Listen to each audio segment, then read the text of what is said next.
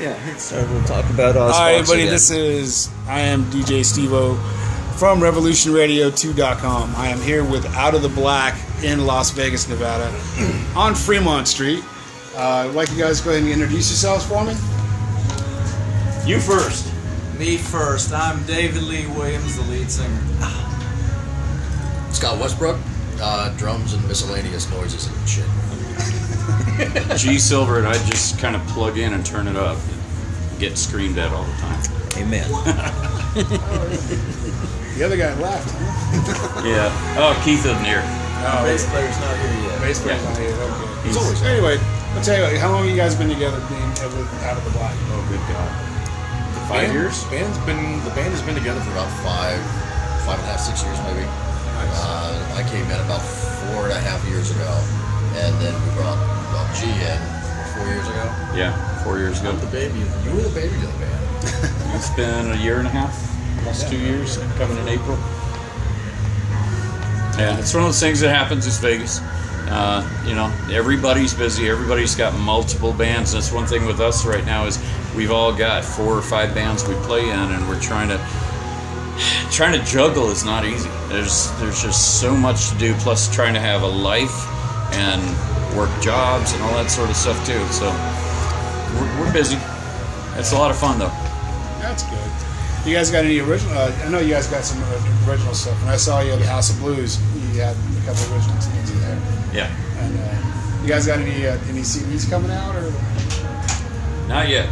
Not yet. We're still we're still playing with the writing, kind of try to define just the right flavor.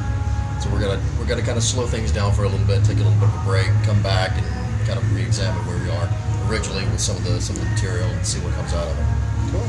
So we're all, this guy is heavily into not Seattle stuff. You've got more of that flavor. Kind of grungy, a lot of the Alice in Chains kind of vibe. I like alternate tunings and really loud, obnoxious, chunky guitar stuff. But we've all got so many different influences, and that's the one thing that's a blessing, but it's also a curse all at the same time. Because when we get to writing, we can go 6 ways from Sunday on one song and sit back and go, we know what we want to say. It's how can we say it decisively, quickly, poignant. So when we're writing, it's all about trying to make sure we're getting the point across that people can relate to. At the same time, we like to enjoy ourselves while we're playing too. So it's fun. The writing the last few years has resulted in quite a few really fun tunes. Everybody seems to take the right way and take it well when we play and sing it back to us. That's what's a blast. Right. So here taking a break and sitting back and writing some more, we're really looking forward to. It gives us time to hash out, because he's constantly writing. And he's not just a drummer, he plays guitar, keyboards. We don't give him a microphone, but he can sing. That old adage, you don't give a drummer a microphone, because good God. Everybody can sing, but should they? Yeah. Yeah. Yeah, that's good. Yeah, you guys got your Facebook page on Out of the Black on Facebook. So yeah, that's why I kind of hooked up with you guys first on there. Follow Dave, and I see you all over the place all the time. Different venues, different concerts and stuff. We're always bumping into each other all the Yeah, exactly. I can't sit still. I don't like sitting at home other than watching Netflix with my girl. And that's fun and doing the family thing, but good God, I like going out as much as possible just to get out and around and see other bands and see other friends and support. More than anything, the whole local scene here is incredible. Exactly. Yeah, and we've got friends everywhere, and I love going and watching the other musicians because it's fun just hanging with everybody and seeing what they're up to. And in this market where everybody winds up playing with everybody else, so some guitar player or a drummer or a singer, bass player, somebody else in another one of our friends' bands will be sick or be out of town or something. We'll get the call and we'll go sit in with just everybody. Yeah. So it's kind of cool because it builds this real kind of camaraderie among all the players. Mm-hmm. So different bands, we go out and see other bands, and it's a friendly competition in the fact that every time we go out and see somebody, we do stuff that will push them. They do stuff that will push us. But it's not like we're better than you guys. You guys suck. Oh yeah. No, it's always this real kind of cool, healthy, advancing the whole scene forward. Especially with the different styles too. I mean, Vegas is known for still having their foot in the '80s scene, so to speak. But at the same time, there's so many other flavors out there.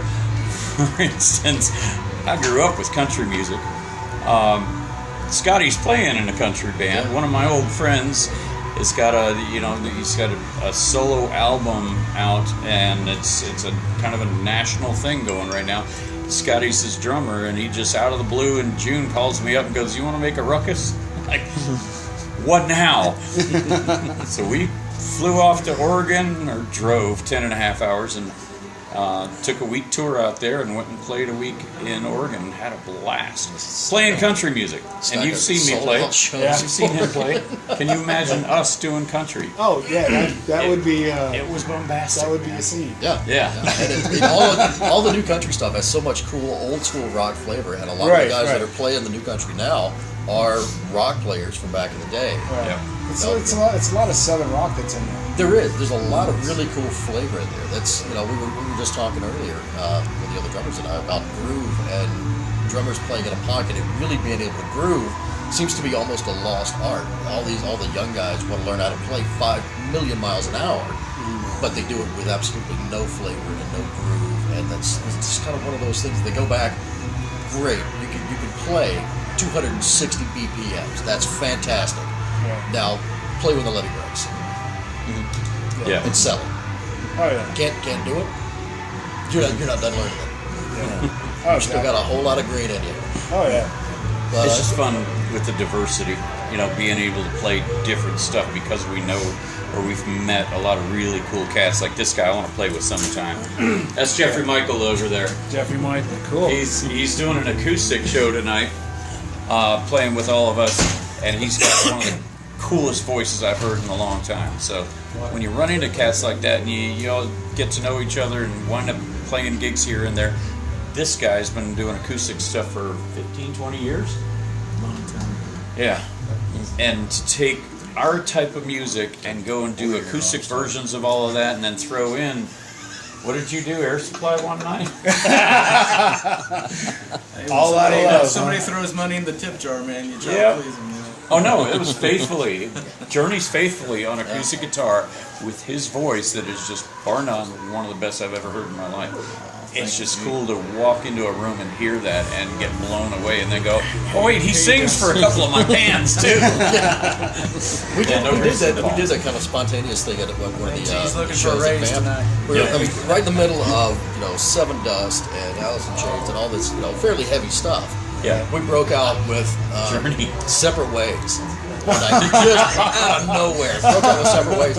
And before the first chorus, every member of both the opening bands were on stage with us and just having a blast. And it just started this big. That was my free-for-all. birthday. Remember my birthday last year?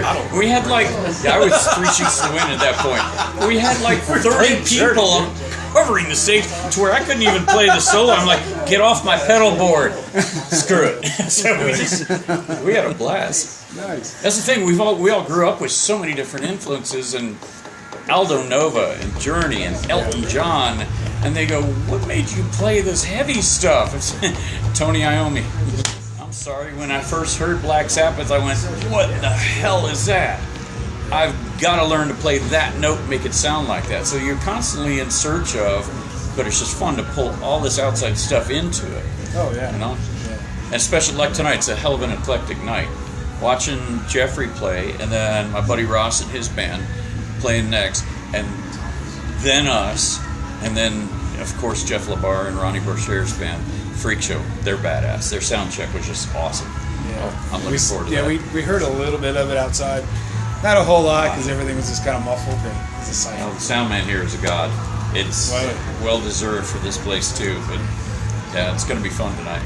So we've been really fortunate, especially in this scene, to be able to get to know and to work with a lot of the players that we listened to growing up as we were getting into it, and now to be kind of where we are right now. and those guys kind of accepted us as peers. It's a little surreal sometimes. Right. And I remember watching Striper videos. We were just talking about Striper a few minutes ago. Watching Striper videos. You know, Oz is playing with us next week, and this was about a year ago, I guess. We were working on some stuff, and Oz was there, you know, kind of working on some stuff with us. And I looked over all of a sudden, and Oz is making this goofy damn faces with a video camera under my symbols videotaping me playing. What the hell am I doing? And Oz Fox is videoing me playing. Oh, no doubt. Well, okay, don't screw up then. Don't suck. But you know, we've been really fortunate, really blessed in that way to get to know a lot of these guys as friends On a as personal musicians. level. Yeah. You know, That's and cool. have that level of respect from guys that, you know, we grew up and had serious influences on us in our playing. So now we get to work directly with them, and it's kind of cool to see the little bits and pieces come out. Yeah, Oz is recording my solo stuff right now, and 2 or 3 songs into it, this is back in July, I go over and he's making this kick-ass coffee, by the way. You've never had coffee until Oz Fox makes you coffee. We're sitting down at his table, and he goes, "You want some pancakes? I got pancakes." And April's with me, and she's like, "Okay."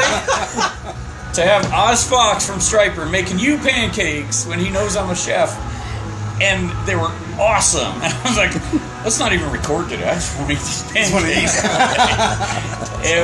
It's just amazing. It's one of those surreal moments that you go, "This is happening." You call me next time, man, because I love pancakes. Oh my God, they're awesome. I know his secret though. He told me his secret, so Oh, nice. I'm gonna do that next time. Well, we got the influences from these 2 guys here. What's your influence? Air Supply, I told you. Air Supply with Jack Boots. Nice. Remember that one, right? Okay. No. I've got a wide range of influences, man. When I first moved to Vegas, one of the first bands I got in was a disco band. Oh, that was fun.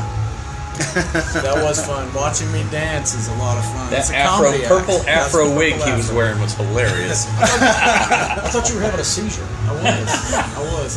Just don't take my medicine and I go dance. Okay. It's good. Get your booty on. But man, you know, when I was young, the first band that really caught me, I think, was Foreigner and Styx and Kansas, and the big vocal sound, you know, the big vocals, the harmonies, and all this stuff. And then I think the first heavy band I ever got into really hardcore was Motley Crue and the Scorpions. Oh, yeah. And then, you know, I mean, just there's so much good music out there. I grew up in Georgia. And Georgia, really, you're surrounded by a lot of people who want to hear country music and stuff. And it was pretty good stuff, man. But I guess I was a rocker in my heart. So, you know, I went that way. And I got on the road at a pretty young age and traveled the eastern half of the U.S. This guy toured a lot of the places that I did. We had some of the same agents. We did. We had this. That was actually a cool story. We met out here and found out that in the was the early '90s, Yeah. late '80s, early '90s, we were touring the same circuit in the Southeast with the same agents, playing the same venues, and made up some of the same friends. It was called the Torture Tour. Yeah, the torture tour. No, This guy would get you, this agent would get you out on the road, and he would book you as far away from home as possible, so then you're his slave until he gets you back home close enough, you know, because he gets you out on a good gig, and then it's like, you know, you got to pay for motel, gas, rental truck, PA lights, and all your Road crew. your road crew and everything, and living on the road, you make $50, $100 a week if you're lucky, you know, if you make anything at all. So it was 2 for $1, 7-Eleven hot dogs and barbecue juice and Samples at the grocery store. samples at the grocery store. Absolutely. That was luxury, though. In the They good are- graces We had of our bologna groupies, man. and God Kool-Aid. God bless the groupies. And I got my old bandmates on Periscope that are watching this probably that know what I'm talking about. Bologna and Kool-Aid. And if you stole somebody's Kool-Aid, you were done. I bet. Yeah. You get the, what they call it, a blanket party or a pillow party while you're sleeping and go, what the fuck would you do that for? I stole my Kool-Aid. The rock star moment when you realize that you're really doing something significant, you know, your musical contribution to the world.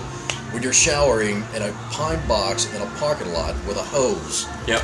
just thrown over the top of it, cold as hell. Oh, yeah. So At least you had a show. Well, we had to at that point. You were living large. You kidding? About 3 days from gagging a maggot. It's all about wine, women, and song, though. I mean, it's one of those things. They say rock and roll is all about, you know, sex, drugs, and rock and roll. And to me, now, I wanted to play as much as possible, but you got to have some fun sometime. Yeah. Now it's a whole different story. We're all old, boring. For Got yourself. families and houses and cars and all that crap to pay for. So, you know, we do this for the love of the music and hopefully to make a little bit of money, just keep us going. Now the most important thing on the tour rider is the drum throne that I have to put my grumpy old ass on every night. That's the most important thing. I don't care what else you bring me, but that throne's got to be comfortable, man. Just make it cushy. Gotta have a cushy seat. Gotta have a cushy seat, man. That and a healthy Because when you bottle stand of up, it's snap, Preparation crackle, H. and pop. Oh yeah, like a bag of Jiffy Pop in the morning. I thought the smartphone was the most important thing. Yeah. Almost. It's a close second. You actually use that to make sure that my comfy seat is there. That's right. That's cool. I look forward to hearing you guys play. And what I'm probably going to do is when you guys are live, I'm going to probably pop that on again and Do it. stream you guys some live music on there. Right on. I appreciate you guys spending the time to talk with us, and I'd love to further our friendship going on. Sounds good. Absolutely. Thank you, man. Appreciate it. Everybody come out tonight because more than anything, it's not about us. So we're direct support for Jeff LaBar's new band. You know, Cinderella's guitar player Jeff LaBar's got a whole new thing going on. And from what I understand, they were together before. He put it back together. They're from Sacramento. He lives out in Nashville, and so they get together as much as they can to go and do this. But they're badass. Their sound check was killer, and they're doing some Cinderella stuff and all the Welcome to the Freak Show stuff. And their new album just came out last week, so their CD's out. It's killer stuff. It's, you know, it's what you would expect and then some. So it's going to be a killer night. Doors are open now, by the way, so get out here because it's getting packed right now. That's why we're back here in a closet doing this. So. Doing this. Coming out here, hiding out with me. Yep. Now, where's that makeup artist? Yeah. All right. Thanks, guys. I appreciate it. Thank you. It's all rock and roll, man. Thank Good you. to meet you, bro. Righteous. Thank you. Thank you. All right. Good to meet you. Good to meet you guys too. All right. Righteous. Thank you. All right, that's it. We'll catch you in a little bit. For the love of Jesus. All right. I got to find out where all my shit is.